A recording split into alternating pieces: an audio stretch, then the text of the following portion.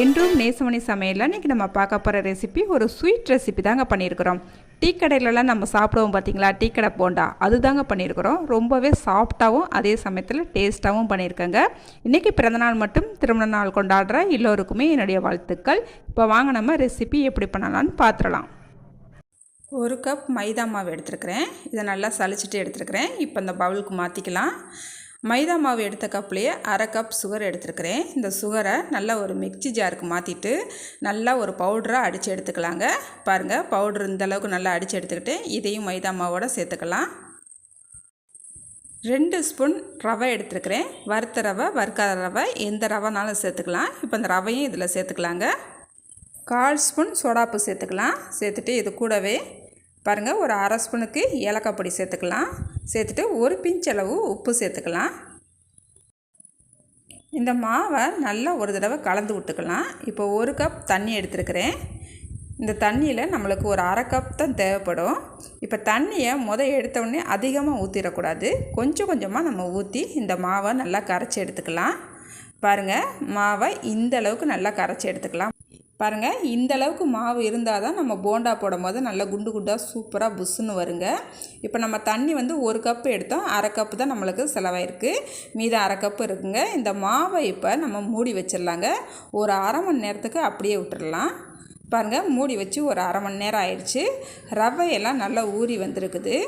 பாருங்கள், நல்லா சூப்பராக ரெடியாக இருக்குது. இப்போ நம்ம போண்டா போட்டு எடுத்துக்கலாம். பாருங்கள், ஒரு கடாய் அடுப்பில் வச்சு நல்லா எண்ணெயை ஹீட் பண்ணி வச்சுருக்கேங்க. இப்போ அடுப்பை நல்லா சிம்மில் வச்சுக்கலாம். இப்போ நம்ம போண்டா போட்டுக்கலாங்க. பாருங்கள், இப்போ நம்மளுக்கு 1 நிமிஷம் ஆயிடுச்சு. 1 நிமிஷம் கழித்து தான் திருப்பி விடணும். இந்த மாதிரி நல்லா திருப்பி விட்டுக்கலாம். அடுப்பை சிம்மில் வச்சே வேக விடுங்க. நல்லா ஒன்று போல் வெந்து வரும். அப்போ தான் பாருங்கள், 2 பக்கமும் நல்லா திருப்பி திருப்பி போட்டு நல்லா செவந்து வர வரைக்கும் நல்லா வேக விடணும். பாருங்கள், நான் சொன்னது போலயே நல்லா செவந்து ஒன்று போல் நல்லா வெந்து வந்திருக்கு. இப்போ இதை எடுத்துக்கலாம். நம்ம ஊற்றின எண்ணெய் அப்படியே தாங்க இருக்கும். கொஞ்சம் கூட எண்ணெய் கிடைக்காது. டேஸ்ட்டு சூப்பராக இருக்குங்க. இப்போ இதை எடுத்துக்கலாம். இதுபோல் மீதமுள்ள மாவுகளையும் போண்டா போட்டு எடுத்துக்கிறேங்க. பாருங்கள், நம்மளுக்கு டீ கடை போண்டா சூப்பராக ரெடி ஆயிடுச்சுங்க. டேஸ்ட்டுமே செம்மையாக இருக்குங்க. இங்கே பாருங்கள், ஒன்று போல் எப்படி வெந்து சூப்பராக வந்திருக்குன்னு பாருங்கள்.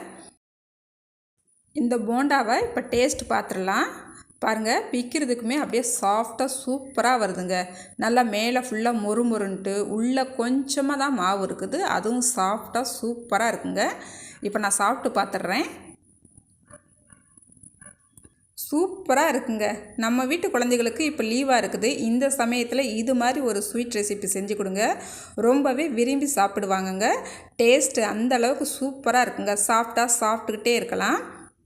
மிஸ் பண்ணாமல் நீங்களும் ஒரு தடவை இதை ட்ரை பண்ணி பாருங்கள். ட்ரை பண்ணிவிட்டு எப்படி வந்துச்சுன்னு கமெண்ட்டில் சொல்லுங்கள்.